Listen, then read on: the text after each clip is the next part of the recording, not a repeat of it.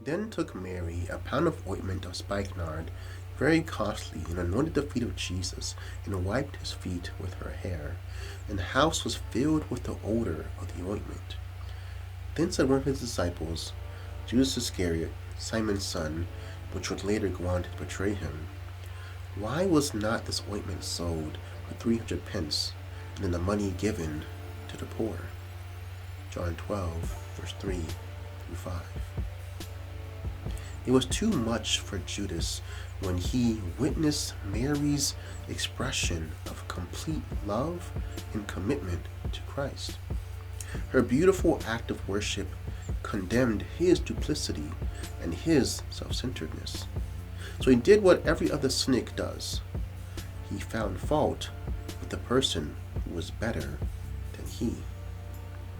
Dr. Harry Emerson Fosdick says, others, much like the fox in Aesop's fable, handle the problem of bitterly felt inferiority by calling sour all grapes they cannot reach.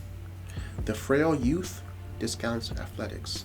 The debauchee, really suffering from a sense of guilt, scoffs at the self-controlled as prudes.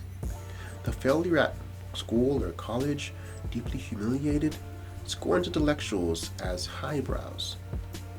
A major amount of cynicism springs from this course.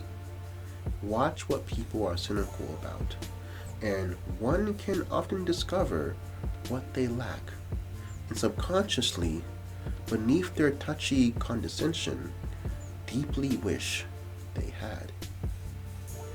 Are we allowing cynicism to portray our spiritual poverty? Do we lack the person who is very liberal with the church, accusing him of trying to pay his way to heaven? Do we sneer at a person who keeps the Sabbath carefully, accusing him of Pharisaism? Do we make fun of the person who is careful in his conduct, calling him a prude? Do we jeer at a person who is careful with what he eats and drinks, calling him a fanatic?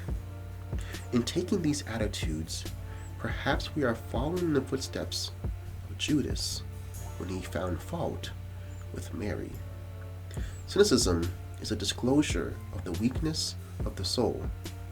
It is like the sick person trying to convince himself that he would rather be sick than pay the price of health. Are you a cynic? And as always, think on these things.